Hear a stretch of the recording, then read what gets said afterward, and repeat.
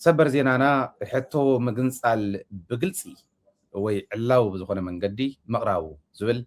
እዩ። ኣብ ኢትዮጵያ ሕቶ ምግንፃል ዕላው ብዝኾነ መንገዲ ቀሪቡሎ። ኢትዮጵያ ሓድነት ኣስጢማ ካብቲ ዝነበረቶ ናይ ድኽነትን ናይ ጭቆናን መድረኽ ወፅያ ናብቲ ሕዚ ዘላቶ ዓለም ብትፈልጣ መንገዲ ካብ ዓለም ካብተን 10 ፋስትሊ ዴቨሎፒንግ ኢኮኖሚ ዘለወን ተባህላ ሓንቲ ኮይና ንክትምዝገብ ዝገበረ ናይ ኢህወደግ መሪሕነት ዝጀመሮም ጅማሮታት ኣብ ክንዲ ምፍፃም ሓድነት ብሄራት ኢትዮጵያ ብሄረሰባት ኢትዮጵያ ኣብ ክንዲ ምጥንኻር ነንባዕሉ ንክባላዕ ሶሻል ፋብሪኩ ማሕበራዊ ምትእስሳሩ ንክበጣጠስ እንዳገበረ ዝኸይድ ዘሎ ናይ ብልፅግና ስርዓት ሕዚ ዕላው ዝኾኑ ናይ ምግንፃል ሕቶ መፅኦም ኣለዉ። እቲ ምግንፃል ብዘይተሓሰበ መንገዲ ብርግፅ ቀዲሙ ዝፀንሐ ዋላ እንተኾነ እቲ ናይ ኢህወደግ ኣካይዳ ኣፈላላይና መልክዕና እዩ ተባሂሉ ዝኽየድ ዝነበረ ሒዝዎ ዝፀንሐ ነገር ግን ድማ ንሱ ክበጣጠስ ከሎ እንድሕር ዝበጣጠስማ ኢሉ ናብ ተግባር ዝመፅእ ዘሎ ሕቶ ምግንፃል ምዃኑ እዚ ካልኦት ብሄራት እውን ክኽተሎ እየን ኢለ ዝሓስቦ ምክንያቱ ከቕምጥ እየ። ሕዚ ግን ናይ ሶማልያ ተቃወምቲ ውድባት ተቃወምቲ ሓይልታት ክልል ሶማልያ ማለት እዩ ክልል ሶማልያ መሰል ዓርሰ ውሳነ ሶማልያ ክነረጋግፅ ኢና ዝብል ጥምረት ፈጢሮም ዕላው ዝኾነ ናይ ምግንፃል ሕቶ ሓቲቶም ኣለዉ። ናተይ እምነት ዝነበረ ኦሮሚያ ቀዲማ ክትከድያ ትግራይ ክትቅፅል እያ ድሕሪኡ ሶማልያ ከምኡ እንዳበለ ክኸይድ እዩ ነይሩ። ኣብ ዝሓለፈ ዓፋር እንታይ ከም ዝበሉ እውን ሓቢርናኩም ኢና። ኣብዚ መፅኡ ዓብደላ ባዕሉ እውን ዝዛረቦ ዝነበረ እዩ። ሎሚ ሓደ ብሓደ ተን ሕቶ ምግንፃል ኣብ ኢትዮጵያ ዘለዋ ክንሪአን እንዲና እንታይ ዝመስል ተካይዳ ከመይ ዝበለ መወዳእታ ይኸልዋ ኢትዮጵያ ዝብል እውን ክንርኢ እንዲና። ሶማልያ ግን እንታይ ኣይላ ዘላ ሕቶ ምግንፃል ሶማልያ እንታይ ዝብል እዮም ሒዞም መፅኦም ዘለዉ ዝብል ከቕምጥ ለዚ ብሰበር ነቕርቦ ዘለና ሕቶ ምግንፃል ብግልፂ ምቕራቡ ዝብል ሓድሽ ምንቅስቃስ ኣብ ምብራቅ ኢትዮጵያ ምጅማሩ ዘመላኽት እዩ። 3 ውዳበታት ውድባትን ውዳበታትን ጥምረት ፈጢሮም ኣለዉ። ሓደ ኦብነግ እዩ። ናይ ኦጋዴን ብሄራዊ ናፅነት ግንባር ዝበሃል ኦብነግ ማለት ናይ ኦጋዴን ብሄራዊ ናፅነት ግንባር። ካልኣይ ኮንግረስ ፎር ሶማሊ ኮዝ ዝብል ኣሎ። ሳልሳይ ሶማሊ ሪጅናል ዴቨሎፕመንት ሶማሊ ሪጅናል ዴሞክራቲክ አላያንስ ዝብል እዚኣቶም ሰለስቲኦም ጥምረት ፈጢሮም ናይ መሰል ዓርሰ ውሳነ ሕቶ ናይ ምግንፃል ሕቶ አቅሪቦም ኣለዉ። የራስን እድል በራስ የመወሰን የሚል የኢትዮጵያ ህገ መንግስት አንቀጽ 39 ተግባራዊ እናደርጋለን ይብሉ። ለዚ ናይ ባዕልና ዕድል ብዓርስና ክንውስን መሰል ዓርሰ ውሳነና ክነረጋግፅ ዝገብረና ኣብ ኢትዮጵያ እኹል ምክንያት ኣለና ይብሉ። እቲ ሓደ መዋቅራዊ ኣድልዎ መዋቅራዊ መድልዎ ኣሎ ኣብ ኢትዮጵያ ይብሉ። ሶማልያ ከም ሶማልያ እናተጨቆነ ዝነበረን ከም ሶማልያ ከም ብሄር ዘይርአን እዩ። ፖለቲካዊ ተሳትፎ ናይ ሶማልያ ውድባት ፖለቲካዊ ተሳትፎ ናይ ህዝቢ ሶማልያ እውን ኣብ ጭቆና ናይ ካልኦት ብሄራት ዝተመርኮሰ እዩ። ተሳትፎ የብሉን ብገንዘብ ዝተገዝኡ ብስልጣን ተገዝኡ እንተዘይኮይኖም ካሊእ ተሳትፎ ናይ ሶማልያ ዘረጋግፅ የለን ይብሉ። ዋና ዋና ነጥብታት ኢሎም ናይቲ ጥምረት ዋና ዋና ነጥብታት ናይቶም 3 ኦብነግ ኮንግረስ ፎር ሶማሊ ኮዝ ሶማሊ ሪጅናል ዲሞክራቲክ አላያንስ እዚኣቶም ሰለስቲኦም ተጣሚሮም መሰል ዓርሰ ውሳነ ክገብሩሎም ካብ ዝፈለይዎም 3 ዋና ዋና ነጥብታት ሓደ ናይ ድርድር ቦታ ተዓፂ እዩ። ናይ ድርድር ወይ ናይ ዝርርብ ወይ ናይ ልዝብ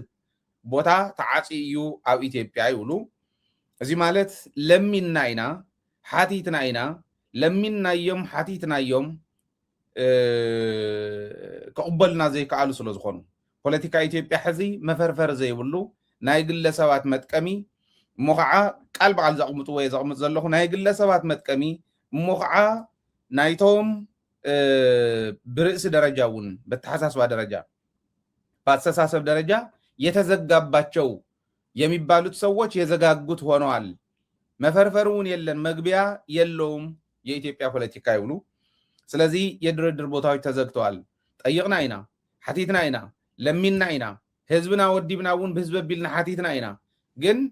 ንእሽትለን መቆንጠጢት ዘይብላ ናይ ግለሰባት መጥቀም ስለዝገበርዋ ፖለቲካ ኢትዮጵያ እኺልና ኣለና። ስለዚ እዚዩ ተኣማሚንና ኣሎ ኢና ናይ ድርድር ቦታ ተዓፅዩ ይብል። ናይ ድርድር ቦታ ናይ ልዝብ ቦታ ተዓፅዩ ማለት ድሕሪ ሕዚ ሶማልያ ነፃ እያልካ ምእዋጅ እዩ ወይ ብሓይሊ ናፅነት ሶማልያ ምርግጋፅ እዩ። ምናልባሽ እዚ ዝሓቱ ዘለው እቶም ፀኒሖ እውን ዝገልፆም ዘቕምጦም ነጥብታትን እቶም እስካዕ ሕዚ ዝገለፅክዎምን ሒዞም ናፅነት ናይ ሶማልያ ምሕታቶም ኢትዮጵያ ኣብ ናይ ሶማሊላንድ ናፅነት ኢድ ኣለዋ ኢላ ስለትሓስብ ሶማልያ ሃገረ ሶማልያ ንናይ ኢትዮጵያ ሶማልያ ናፅነታ ክተረጋግፅ ደጊፋቶም ደኾን ይኾን ኣብ ኢትዮጵያ ዝነበረ ፖለቲካዊ ሽርሒ በዚ ጌርና ክንከዶ ኢና ኢሎም ዓቂሮም መፀንሑ ሶማልያ እትድግፎ ዕግርግር ኣብ ምብራቅ ኢትዮጵያ ክፈጥሩ ደኾን ይኾን ዝብል ሕቶ ክፈጥር ይኽእል እዩ። እቲ ካልኣይ ናይ ህልውና ሓደጋ እዩ። ህዝቢ ሶማልያ ናይ ህልውና ሓደጋ ገጢምዎ እዩ። ህዝቢ ምግላል ዲሞግራፊክ ቼንጅ ብሰፈራን ብካሊእ እንዳገበርካ ዲሞግራፊ ናይ ምቕያር ከይዲ ጂኦግራፊክ ቼንጅ መሬት እንዳወሰድካ ዚናተይ እንዳበልካ መሬት ናይ ምሕዳግ ሶማልያ ናይ ምፅባብ ከይድታት እዚኦም ህዝቢ ናይ ምግላል ዲሞግራፊክ ቼንጅ ናይ ምፍፃም ጂኦግራፊክ ቼንጅ ናይ ምፍፃም ከይድታት እኒው እዚኣቶም ናይ ህልውና ሓደጋ ገጢምዎ ኣሎ ክልል ሶማልያ ህዝቢ ሶማልያ። ስለዚ ህልውንኡ ክነድሕን እንተኮይና መሰል ዓርሶ ውሳነ ክነረጋግፅ ኣለና ይብሉ። ሳልሳይ ካብ ስቕታ ናብ ተግባር ክንኣቱ ክንክእል ኣለና። ናይ ትዕግስቲ ምዕራፍ ተዓፅዩ ስለዝኾነ ህዝቢ ይኹን ውዳበታት መንግስቲ ሶማልያ ናይ ትክልል መንግስቲ እውን እንተይተረፈ ናብ ተግባር ክኣቱ ክኽእል ኣሎ። ካብ ስቕታ ናብ ተግባር ክንኣቱ ኢና ይብል። ነዚዩ ዝድግፉ ሓይልታት ኩሎም ፈተውትና እዮም፣ ነዚ ዝቃወሙ ሓይልታት ኩሎም ፀላእትና እዮም ኢሉ ኣቕሚጡ ኣሎ ትውዳበ ጥምረት። ስለዚ ክልል ሶማልያ ናይ ኢትዮጵያ ሶማልያ ናይ መጀመርያ ናፅነት ሓታቲት ናይ መጀመርያ መሰል ዓርሲ ውሳነ ሓታቲት ናይ መጀመርያ ክግንፀል ባህሊት ክትከውን እያ ኣብ ኢትዮጵያ ማለት እዩ። ኮይና እውን እኒኣ ኦልሬዲ ከም ክልል መንግስቲ እዮም ዘይሓተቱ እምበር ኦብነግን እቶም ሰረፉ ክልተ ውድባትን ጥምረት ፈጢሮም መሰል ዓርሰ ውሳነ ህዝቢ ሶማልያ ክነረጋግፅ ኢና ኢሎም ኣለዉ። ወል ኣብዚ ደረጃ እዚ እንተተወፂሑ ናይ ኢትዮጵያ ዕጫ እንታይ ይኸውን ዝብል ምርኣይ ይከኣል እዩ። ሕዚ እንታይ ኢና ኢልና ነርና እዞም ብምልኦም መውዚ ዝገለፅዎም ኣብ ህዝቢ ትግራይ እውን ዝፍፀሙ ዘለው እዮም።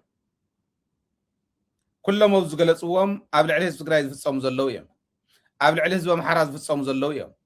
ኣብ ልዕሊ ህዝቢ ዓፋር ዝፍፀሙ ዘለው እዮም። ኣብ ልዕሊ ህዝቢ ኦሮሞ እውን ዝፍፀሙ ዘለው እዮም። ሕዚ ገለ ሰባት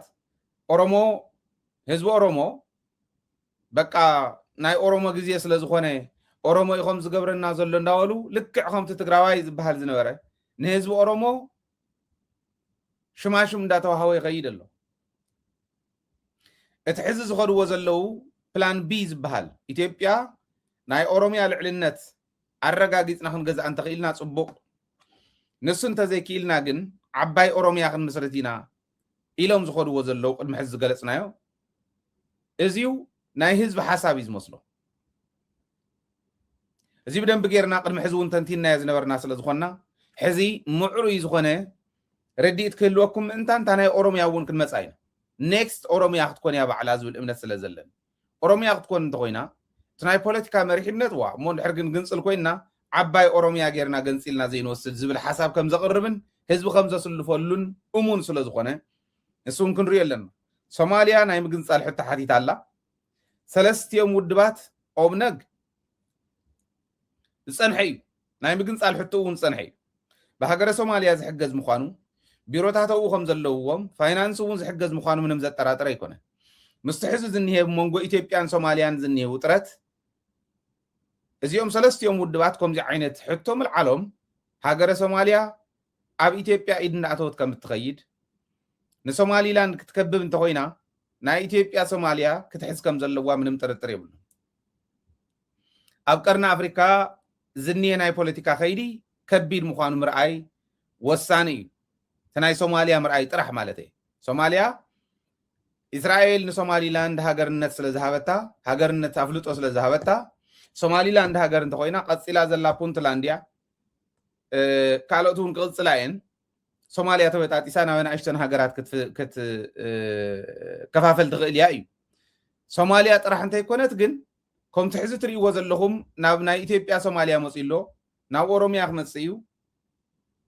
ناب كالوتون خديو سودانن إيرتران انتاي كفت ما خمس غلاوزيو محساب يدلي مخنياتو إثيوبيا سرزن هاجرات زي إن مخاد سلز جمرت دبلوماسنا إثيوبيا نودق سلز خده معرو يزخونه دبلوماس تزهلوا إثيوبيا نايزي إن كلاسيت عراقيت كوينا كم تزمن من لسكت كدنيرا حزي تناي سوماليا خمس اللون حزمو نا أوروميا نمسا أوروميا ناتنت زحتت ودب نيرواي قدم حوا حتى مسرته أونك زبال أونك ناي أورومو ناتنت جنبار قدم حوا حتى مسرتن هاجر أوروميا ناي مسرات دليت زنورني تاناي أونك أوروميا تا أوروميا حزز الله بلاس سكعراياز مس شطط زبله ولو زحزه زي انيرا ناي أونك أوروميا زي انيرا حزي أوروميا كوش تبهال ناي كوش مدري تبهال وي عباي أوروميا تبهال ناي مسرات كيدي يوم زخورو بوليتيكينياتات نات حزبي يكونن تمعري بوليتيكا زختلون ناي ندماتو يدلن اتوم حزي هاجر زحمس زلو قله سبات جن عباي أوروميا خمسرت يدليهم إلاينا تدليتهم زنبرة تحزل لأوروميا بلاس سوماليا كوشي خوميلوم ناي كوش هاجر وعباي أوروميا ناي مسرات كيدي سوماليا ون كتوا نعفار ون كوشي خوميلوم مميو بقلسي أبي أحمد بعلي لومي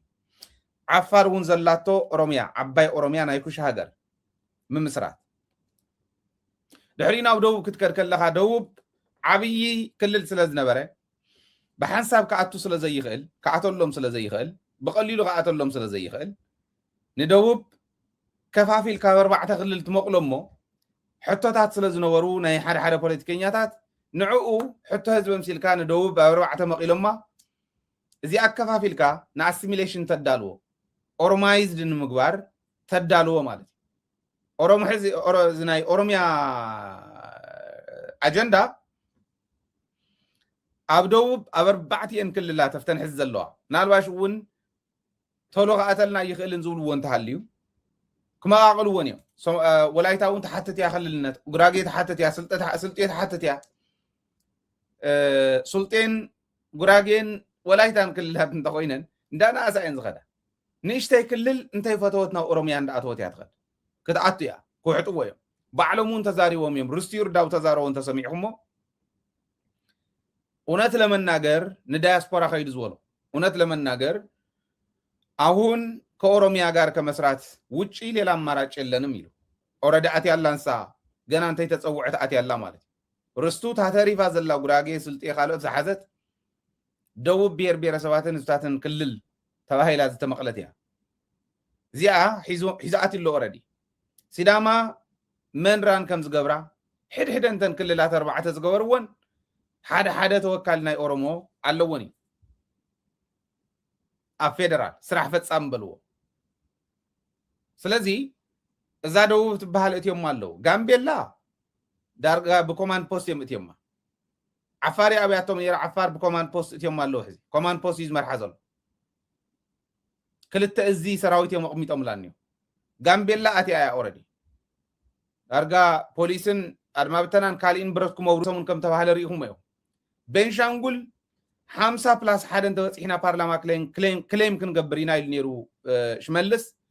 35 ከም ዝነበሩ ቅድሚ 6-7 ዓመት ነጊርና 35% ኦሮሞ ከም ምዃኑ ስለዚ ቤንሻንጉል ክእትውዋ እዮም ዳርጋ ኣትያ እውን እያ ካብ ወለጋ ስደተኛ እንዳምፁ እትየማ እዮም ወሎ ኦሬዲ ሕዚ እንተሎ ዓፋር ናይ ወሎ ኢኒሩ እንተሎ ዓሰብ ናይ ወሎ ኢኒሩ ምባል ስለ ዝጀመሩ በዓል ኣባዱላ ወሎ ከሚሴ ሒዙ ቀደሙ እውን ታ ናይ ኦነግ እስካዕ ራያ ትመፅእ ማብ ስለ ዘላ ዝኣተወ እዩ ኣምሓራ ክልል 4 ክልልነት ሕቶ ንኽእቱ ገይሮም ኣሎ ኣገኘው ተሻገር ሒዝዎን ከፊሉ እምበር ብኬርያ ዘመን ዝኣተወ እዩ ኬርያ ናይ ፌደሬሽን ቤት ምኽሪ ኣፈ ጉባኤ ዝነበረትሉ እዋን ዝኣተወ እዩ ናይ ወሎ ናይ ጎጃም ናይ ጎንደር ናይ ሸዋ ዝበሃል ክልልነት ሕቶኣት እዩ ሕዚ ፈንጠርጠር እንታይ ኢሎም 4 ክልል ገይሮም ክመቃቅልዎን እዮም ምዕሾውን ጎንደር ምዕራብ ትግራይ ሕዲጎም ክህቡ እዩ ነይሩ ተሓሳብ ትግራዋይ ዘይህብ ኮይኑ ምስ ተረኸበ ፀኒሕና እውን ክንመፁ ኢና ካሊእ ሕቶ ስለ ዘለዉ ንዕኡ ሂቦም ጎንደር በዓር ክልል ኩን ኢሎም ክልልነት ምዕራብ ትግራይ ሂቦም ክሽውድዎ ጎጃም ሕቶ ኣለዎ ወሎ ሕቶ ኣለዎ ሸዋ ሕቶ ኣለዎ መቃቂሎም ናብ 4 ክልል ገብርዋ ድሕሪና ሃገር ኩን እንዳበሉ ክበታትንዎ እውን ይደልዮም ንጎጃም ኩሺኻ እዮም ዝብልዎ ንሸዋ ኩሺኻ እዮም ዝብልዎ ወሎ ኦሮሞ ኢሎም እትዮም ኣለዉ ኦረዲ ከምዚ ገይሮም ንኣምሓራ እውን ክበታትንዋ ድሕሪኡ ናብ ትግራይ መፅዮም እውን ሰምዕዎ ነርኩም ኢኹም ተዓባይ ኦሮሚያ እንተ ተኻኢሉ ትግራይ እውን ክትውሕጥ ይደልይዋ እዮም ግን ኣይኮነሎምን እምበር ሽረ ናይ እንታይ እዩ ሽሬ ዝብል ናይ ኦሮሚያ ቃል ኣሎ ይብሉ ማቃሌ ዝበሃል ኣሎ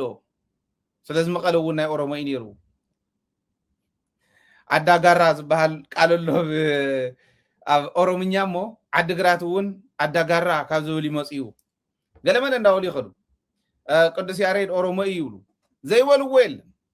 ከምኡ እንዳገበርካ እቲ ናይ ፕሮስፐሪቲ ጎስፕል በልዎ ተዛረብዎ ሕሰብዎ እሞ ክኾነልኩም እዩ ዝዓይነቱ ኢሎም እዮም ንሱ ንሕና ሸለል ስለንብሎ እንተዘይኮይኑ እንተዘይተኻኢሉ ትግራይ ንበታትና ነንባዕላ ንመቃቕላ ከምቲ ልክዕ ፓርቲታት መስሪቶም ሕዚ ናይ ሽረ ሽረታይ ናይ ግዛዕ ከምዚታይ እንዳበለ ናይ ተንቤን ኢትዮጵያ ዓባይ ተንቤን ዶ ሹም ተንቤን ዶ እንደርታ ሰብዓ እንደርታ ራያ ራዩማ እንዳበሉ ፓርቲ ናይ ጎጥ ናይ ቤተሰብ ፓርቲ ምስራት ይተሪፍዎ ትግራይ እንተተኻኢሉ ትእቶ ተዘይተኻኢሉ ግን ትበተን ዝብል ዕላማ ሒዞም እዮም ከይዶም ሕዝቲ ዓባይ ኦሮሚያ በዚ ዝዘወርክዋ እንተንኢሱ ሶማልያን ዓፋርን ደቡብ ብሔር ብሔረሰባትን ህዝባትን ክልል ዝነበረ 4 ክልል ዘሎ ሕዚ ጋምቤላ ቤንሻንጉል ተወሰነ ፓርቲ ናይ ኣምሓራ ሒዛ ትምስረት እሞ ድሕሪኡ ዓፋር ሒዝካ ቀይሕ ባሕሪ ትሕዝ ዓሰብ ትሕዝ ወደብ ዘለዋ ቀይሕ ባሕርን ዓፋር ሒዝካ ወደብ ዘለዋ ቤንሻንጉል ሒዝካ ህዳሴ ግድብ ዘለዋ ዓበይቲ ፕሮጀክታት ናይ ኢትዮጵያ ሒዝካ ዓባይ ከተማ አዲስ አበባ ሒዝካ ድሬዳዋ ሒዝካ ታሪኻዊ ከተማ ሃረር ሒዝካ እዚኣቶም ሒዝካ ዓባይ ኦሮሚያ ትምስረት ማለት እዩ ተሓሳብ እዚ ተዕላማ እዚ ናይ ገሊኦም ናይ ህዝቢ ኦሮሞ ግን ኣይኮነን ብርግፀኝነት ድሕሪ ሶማልያ ኦሮሚያ ክትሓትት እያ ናይ ትግራይ ጉዳይ በቲ ሓደ ገፅ ትሞዘዘዝ ዝኒሄ ናይ ባዕልና ጎተተት ንድሕሪት ክመልሰና እዩ በቲ ካሊእ ገፅ እቱ ናይ ፀላእቲ ፈተና ቀሊል ፈተና ኣይኮነን ነንባዕልና ክንባላዕ ነንባዕልና ኢና እንታኹስ ዘለና ሕዚ ሃይለ ቃላት ፀረ ትግራይ ዝኾኑ ፀረ ረብሓና ዝኾኑ አዲስ አበባ ኮይኖም ፈተና ኮይኖምና ዝኒው ተጋሩ ይውእሱ ካብቶም ፀላእቲ ብዘረባ ዋላ ክንጭፍጨፍ ከለና እውን ተጋሩ ነይሮም እንዳሎም ንፈልጦም ስለ ዝኾኑ ስለዚ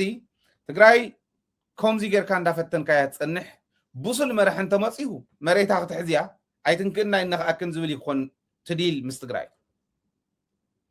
ናብ ከምኡ ደረጃ እስካዕ ንበፅሕ ግን ኣይትንክእና ይነኽኣክን ናብ ዝብል ደረጃ እስካዕ ዝበፅሑ ግን እንተኽኢሎም እንዳፈተንዋ ክኸዱ እዮም ብመን ብተጋሩ የአገሩ ሰርዶ በአገሩ በሬ ከም ዝብልዎ ንትግራይ እንዳፈተንዋ ክኸዱ እዮም ማለት እዩ ተዕላማ እዚ ስለዚ በዙይ ደረጃ እንተሪእና እየተጋሩ ሕዚ እያታ ግዜ ብሶማልያ ገፅ ናይ ሶማልያ ናይ ክልል ሶማልያ ውዳበታት ናጽነት ናይ ሶማልያ ነፃ ሃገረ ሶማልያ ክምስርቱ እንተደልዮም ምስቲኣ ኮንፌደሬት ገብሩ እንተደልዮም ንበይኖም ክኾኑ ስናይ ባዕሎም ድሌት ይኾን ግን ነፃ ሃገረ ሶማልያ መሰል ዓርሰ ውሳነ ሶማልያ ክነረጋግፅ ኢና ይብሉ ኣሎ ለዞም ሰለስተ ውዳበታት እዚኦም ፈተና እዮም ብምብራቅ ንኢትዮጵያ ኦሮሞ ናጽነት ግንባር እኒሄዎ ነፃ ሃገር ኦሮሚያ ዝብል ሰራዊት ዘለዎ ኣሎ ትዕላማ ናይቶም ፖለቲከኛታት እውን ምስቶም ሰራዊት ናተላዘበ ዝኸድ ዘሎ ሕዚ ነገር ክኹም ኣሎ ኣምሓራ ናብ ሓደ ውዳበ መፂሎ ከም ትፈልጥዎ ፋኖ ናብ ሓደ ውዳበ መጽኢሎ ሕዚ ዝተወሰኑ ሰባት እናኣከብካ ካብ ዝኾነ ጎጥ ኣምፂኻ የሰላም ጥሪ ተቀብለው መጡ እንደዚህ ብለው ገቡ ክላሽ አስገቡ እንደውም ሓደ ስእልታት ትሪእዎ ቆመ ጠብቀኝ ዝናይ ቀደም ብረት ሒዞም ከይዶም ዝነበሩ ፋኖ ግዲኦም ሒዞም ሒዞም ይኾኑን ግን ኣትዮም ኣለው ኢሎም ንሱ ሒዞም ይቕምጡ በቲ ሓደ ገጽ ፋኖ ካብዚ ዝበለጸ ብረት የብሉን ዝብል መልእኽቲ ንምሕላፍ እዩ በቲ ካሊእ ገጽ ግን ኦልሬዲ ዝግለጸሉ ንሱ ምልሻን ካሊእን እዮም ነይሮም ይኣቱ ኣለው ዝብል መልእኽቲ ንምሕላፍ እዩ ድዩ ዝኾን ዘሎ ይኮነን ንሪኦ ግን ናይ ኣምሓራ ክልል ሰራዊት ፋኖ بحيل درجة لعلي سراويت إثيوبيا خوينو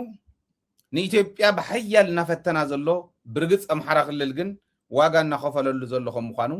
بتكبر رايو أبزا درجة زي الله إثيوبيا لذي أمحرا اندهالو ني أمحرا سراويت اندهالو تقانا جخاتنا بيو كامسو تقراي يا ناي تقراي مريت كوريس كاموسا دي كأن حق منقص مخبار أدلا يسلو زخانه من اللي زاون تدلينا وند حراين اللازب الوهم اللاش لما المهم اللاش زبها الحتة اللونا شو عنريو تقراينا جن نسأت وصا الكاتلازيبكا خون زقبهم بالله انت يلمون بحيل خون زقبوا حزي مريتنا نحز هاجرنا نمسرت أحلنا أنا مجمريا تحريم مريت وندا مسرتنا يا نخير قلنا نخسر حزقون سلوزخون إذا يوم زي مقبار واقع يخف ليس واحد نقول عدل زي متكام واقع يخف ليس واحد نقول عوت زخون سب أجت أمغركب كله أفتح زرخب اللعوان كما يتقم اللعة تحته هقات عمي تزرخب هقات عمي أفتح زرخب اللعوان كما يتقم اللعة يا تحته هقات عمي فليغانا يمرأي كيدي ناي بلوس مرحي ملك عيز غو فلازم تقراي سوماليا عند حاتتنا هالوت أوروميا وقعزون هالوت تقرايون وقعزة أتقصل بهالي عنه بوزي درجة أنت زي جمجمنا يجن حدقا خووني بمول أمتم عاوزيز قلص وهم نعناوني قلصنا نعم نتعيهم تم أمرت زفات أركم لهم نعم ناتسنت نعم هاجر النت هاجر أوروميا هاجر سوماليا نمسرات زخركم لهم توهيلهم حتى تخلص زولون ناي حزبي مقلال سلازلو مونا هلون حتى سلازخوننا ناي demographic change geographic change سلازلو ازيو ناي تصفح فحت دليت سلازلو هلوننا نخطفونا ياخذ سلازلو لهم زيهم نعنا يقلصنا عندي تقارن السن كو انتن فتنانا هلونا تقراي نمطفا تقراي كم عد ختفتن واقع ختكفل زخروا زلو ريكونن مريتنا توسيدو جيوغرافيك تشينج مالت نسوكوي سفران دامصو تقراوي نقتلو نباررو ديموغرافيك تشينج مالت كونسوكوي حزبنا تقليلو مالت مقلال كاب تقراي لعل مقلال زوصحو حزب الله ديو إثيوبيا احنا كو أكل نايت هاجر ونا يكونن أكل نايت فيدريشن يكونن نينا حزي بريتوريا يا قطان كري التحيزات نازله طع تبيل وحده تبتيسا ونيا نورمال بااتم وغن بانا وغن زغونه نفاس يولول باسل زلو تزرغحت تمثل الله حيزنا نساينا كنكراخرون نورمالي تاي لبام يقول عز حز حيز يلقس كم زبال زحزنا حيزنا ملك استحيش الله تا بريتوريا انداولكا ناي دبلوماتيك جريب كلونا انتان مغبار سلازكال نسحيزنا يالنا ولو بالبازل لمبر بوم وغن بطيسم معيوم بريتوريا سلازي نحنا اتوم ناي سومالي ودباتي لومم زلو نتغارو بروي زتا تغبرو سلازخونو فصم زلو سلازخونو ناي جدن استوعلنا خنكدوم يغبا حدنتنا صنعنا خنقالس يغبا زول نقمت كوم زي عينت حتو محتاتهم ناي سوماليا ودبات جن حد عبي نجار إثيوبيا مساي أنت أيكم مسل زول بتكبر النوريو كوينو لو مالتي